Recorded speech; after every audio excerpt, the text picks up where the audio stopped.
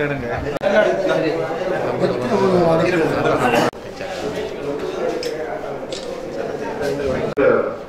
வெற்றிக்காக பாடுபடுகிறீர்கள். அதே போன்று நமது கிராம மக்கள் அனைவரும் அந்த வகையிலே கிராம மக்கள், கிராம சங்கங்கள், மாத கிராம சங்கங்கள், கிராம மற்ற அமைப்புகள் பிரதேசமானது செழித்தோங்க வேண்டும் என்பதற்காக நீங்கள் அனைவரும் எமது கிராமம் என்பதை தாண்டி எமது பிரதேச மக்களுடைய அபிவிருத்திக்காகவும்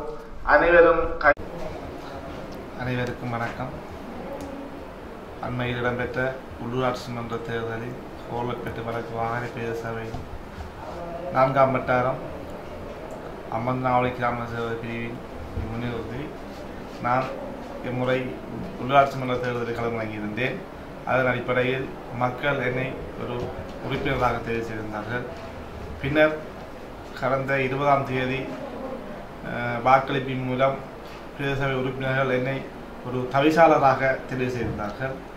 அதன் அடிப்படையில் இன்று எனது கடமைகளை நான் சம்பிரதாயபூர்வமாக கோர்லைப்பற்று வடக்கு வாகரை பிரதேச சபையின் தவிசாளராக பொறுப்பேற்றுள்ளேன். இங்கு கூறிக்கொள்வது என்னவென்றால், வாகரை பிரதேசமானது எல்லோராலும் ஒரு வசைபாடப்படுகின்ற ஒரு பிரதேசமாக காணப்படுகிறது. அதாவது யுத்தம், சுனாமி, கொரோனா போன்ற அனர்த்தங்களால் பாதிக்கப்பட்டு மிகவும் பின்தள்ளப்பட்ட பிரதேசம் என வகைப்பாடுகின்றார்கள் அனைவரும். இந்நிலையை மாற்ற வேண்டும் என்பதுதான் எனது நோக்கம். இந்த பிரதேசத்தின் வளர்ச்சி, கல்வி, சமூக, பொருளாதார அபிவிருத்திகளை மேற்கொள்ள வேண்டும் எனவும், இந்த நிலையை மாற்றுவதற்கு பிரதேச சபையின் ஊழியர்கள் மற்றும் பிரதேச சபையின் கௌரவ உறுப்பினர்கள் மற்றும் இந்த பிரதேசம் சார்ந்த அரசு அதிகாரிகள் மற்றும் தன்னார்வ தொண்டு நிறுவனங்கள், ஏனைய அமைப்புகள், சமூக ஆர்வலர்கள், ஊடகங்கள் உட்பட அனைவரையும் நாங்கள் இணைத்துக் கொண்டு இனிவரும் காலத்தில் இந்த வாகரை பிரதேசமானது ஒரு நலிவுற்ற பிரதேசம், கஷ்டப்பட்ட பிரதேசம், அதி கஷ்டப்பட்ட பிரதேசம். எங்கு வாழ்கின்ற மக்கள் வீதிகளிலும் அங்கும் இங்குமாக தொழிலுக்காக அல்லாடி திரிகின்றார்கள்.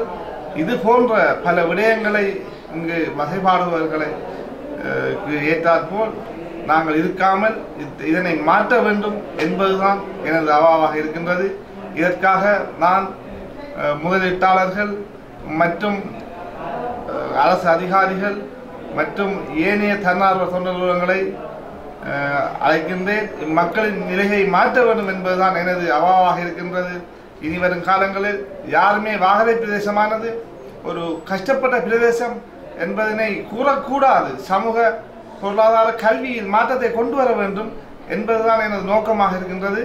அந்த வகையில் நான் எனது காலப்பகுதிக்குள் முடிந்தளவு மக்களுக்கான சமூக, பொருளாதார, கல்வி ரீதியில் மாற்றத்தை கொண்டு வருவேன் எனவும், இங்கு வாகரை பிரதேசத்தில் உள்ள மக்கள் அனைவரும் சமம் எனவும், இங்கு அனைவருக்கும் சமமான சேவைகள், இன, மத, மொழி, அரசியலுக்கு அப்பால் இந்த அனைத்தையும் தாண்டி இங்கு உள்ள மக்கள், வாகரை பிரதேச மக்கள் எனது மக்கள் எனவும், அவர்களின் பாதுகாப்பு எனது கையில் உள்ளது எனவும் கூறிக்கொண்டு, இனிமேலும் இந்த வாகரை பிரதேசமானது ஒரு நல்ல நிலைக்கு கொண்டு வர வேண்டும் என உறுதி கூறுகின்றேன். நன்றி, வணக்கம்.